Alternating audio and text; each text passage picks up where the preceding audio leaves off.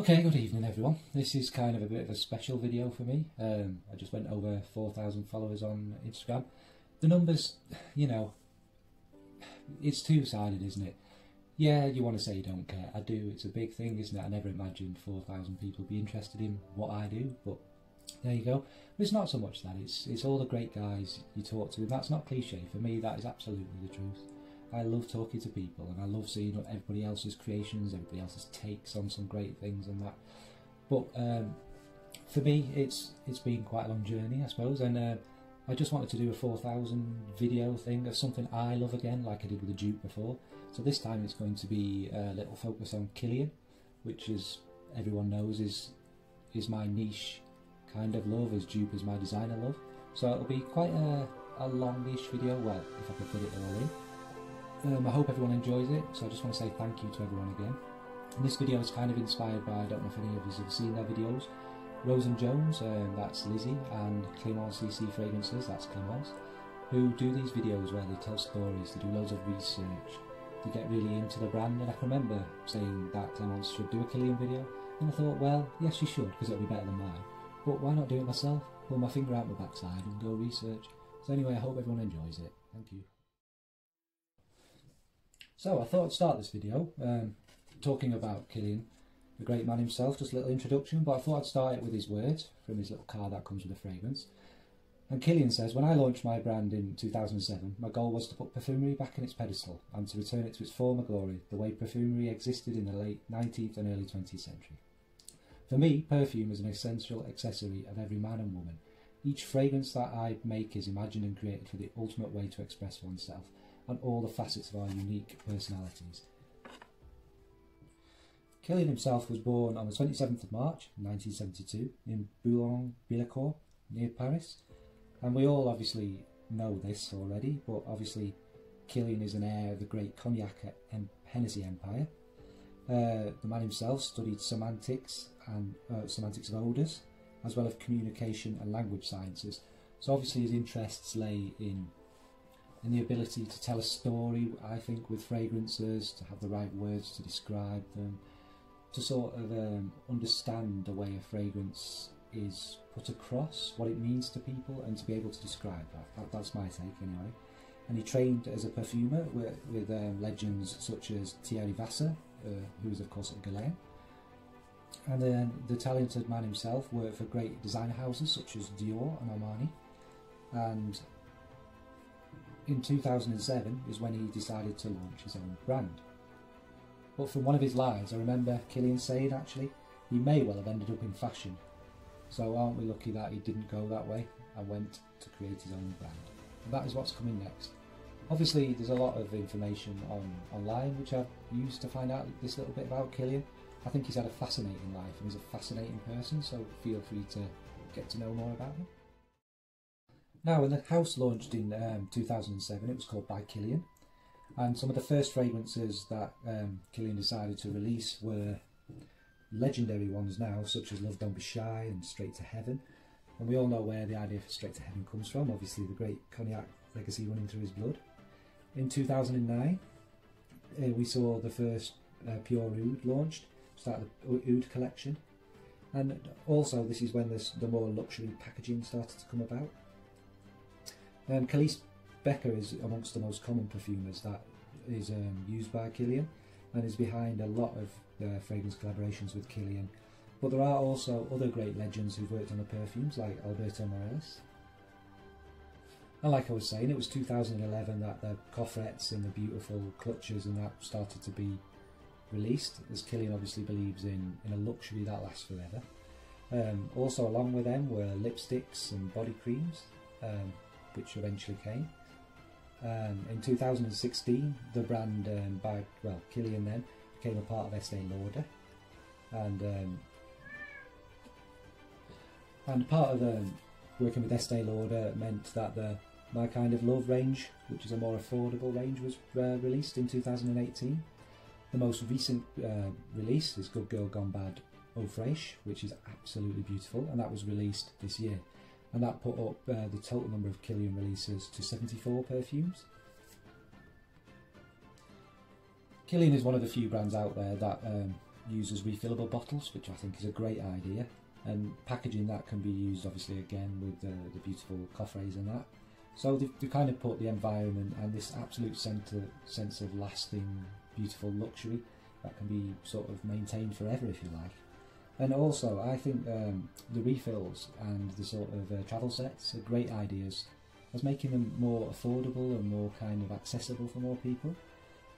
Before I talk about my favourites and my favourites journey, I've tried now maybe 20-25 others, and like I said, the stripped down versions, I have just a refill bottle, which was quite affordable, as well as one of the older refills with the pipettes, they're very beautiful, and obviously a full presentation one.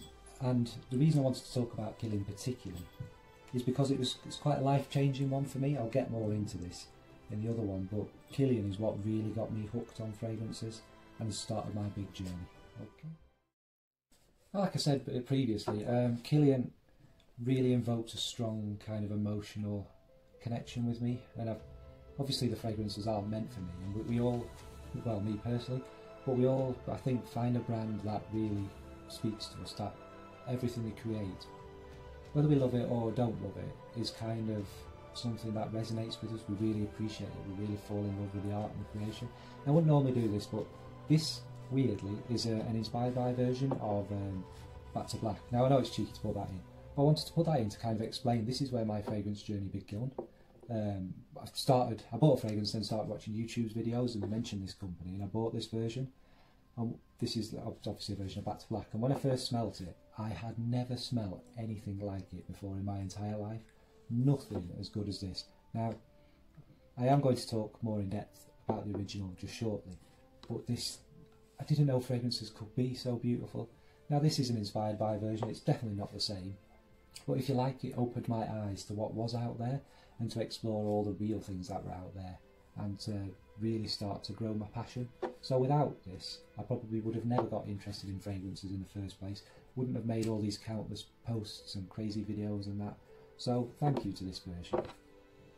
So what I did next is, obviously I realised this passion for Kilian, and as I started to get more and more into niche brands, I wanted to explore them, and obviously you can see I've bought many samples. This is not all of them.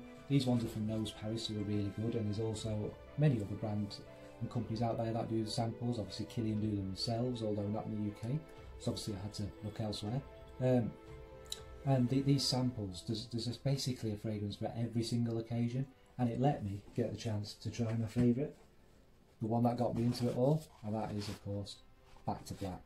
Now Back to Black was launched in 2009, and it's Kalian Becker again who created this, and Kalian Becker's quite a all-rounded famous perfumer. She's made things such as Dior's J'adore, and also, surprisingly, connected to my favourite designer brand, was the perfumer behind What About Adam from Dupe, which I found really interesting. Now Back to Black.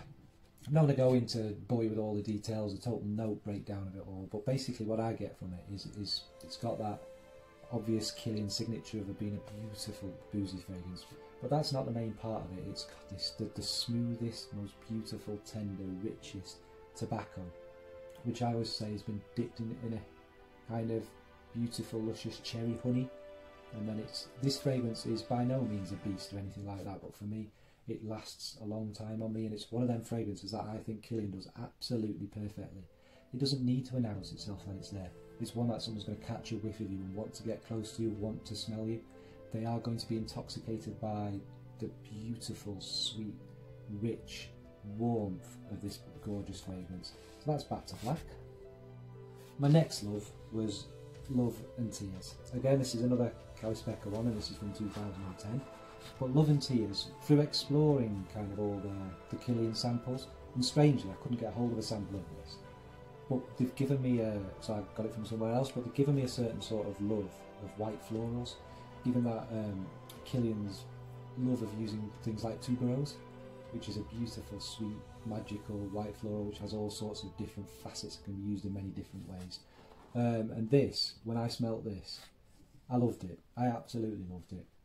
But actually it wasn't one that I thought I need that straight away. I smelt a few others, as you do. A couple of weeks went by, and then I went back to it again, And I also tried something kind of similar but not similar, and I thought, this reminds me of this. So I went back to this, and I just fell madly in love with it. This again is not a beastly fragrance, but it is quite a good projector. It's perfect for the summer, and it's basically, there's lots of notes again, but it's this big mixture of a white flower garden. For me, I get a lot of jasmine and a lot of lily. I'm sure there's touches of tuberose in it again, but it's not just this big floral garden. There's this greenness going through it to me that adds this real natural kind of touch to it. It is literally like walking around the most beautiful white flower garden you've ever seen. Maybe walking through with your loved one, you know, hand in hand, which maybe is what this kind of represents. So that's Love and Tia, and it's called Love and Tia's Surrender. Obviously I've changed the lighting a bit for this so you get to see this absolutely gorgeous bottle. Well, anyone knows who, when I first sampled this, it was literally a love at first sniff. Again, it was another one of them time-stopping fragrances, that kind of, it's just something you absolutely fall in love with, which is what the fragrance represents. So I've already got a bit of a dry down on me, and I haven't sprayed it yet because I'm tired. I've been using this sample, so we'll spray the sample and sort of talk about it, because I think this fragrance is that special that I should do my first proper little in-depth review on it. So, what you get in the opening is a beautiful bright ambrette. It's like the creamy almond milk starts to come through it.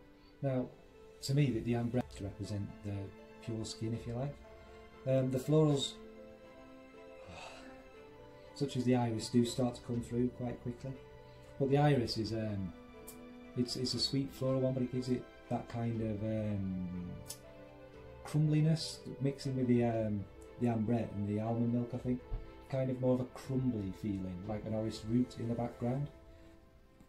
And it is, it makes you want to keep sniffing and sniffing. It's the sort of kind of thing that draws you in and makes you want to nibble on somebody's neck.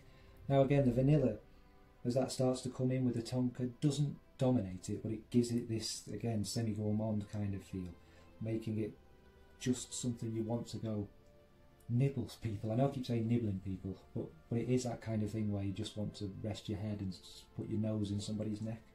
It's very, very beautiful. And then you obviously get things like with the other florals, the tuberose gives it like a pop to stop it being too crumbly and too kind of creamy. The tuberose gives it the kind of zing that makes it jump out a bit. Now, this is Kilian. This is not a beast mode, fill a room kind of fragrance, and it was never intended to be. This is a fragrance for love. And like I think in one of my posts I said, a fragrance for falling in love. I don't know how to describe it, but the kind of, it makes you tingle inside. It's like giving someone you've got strong feelings for that little soft, tender kiss on the lips, and then kind of shivers you get up through the hairs on your body and down your spine. And every time I sniff this, it's just quite like that. And I find it, again, quite intoxicating, and I think there may be a touch of booze in this, or maybe it's just because it gives you that same kind of heady rush that alcohol would give you, but I get that. Now I've got the dry down, about 4 or 5 hours in now, and it's not wildly different. It's not, again, it's not meant to be, but something that happens with Kilian's is I think they're good on the skin, because the warmer you get, the more it's on your skin. It kind of develops, it gets richer, even louder, even though it's not projecting in people's faces. It gets much a stronger fragrance. And again, as it's settled down, it's more like a kind of whisper of a perfume. What it makes me think of is, you know, your partner's just got out of bed and you can still smell her perfume on the sheets, or you're snuggling into one of their cardigans or their jumpers, or wearing a scarf, you know, that kind of nice, familiar kind of, like it's a veil over your skin. And it does last, like all Kilians on me, pretty much all day. And I think this is an absolutely beautiful, top-notch fragrance. And just before I end it all, I'd just like to say thanks, Kilian. You don't know me, I'll never meet you probably, but your perfumes and your fragrances have certainly changed my life. So thank you, and I already have my eye on many, many more of your fragrances. I quite imagine I'll be destitute by the time I finish. But thanks, folks, and thanks for watching.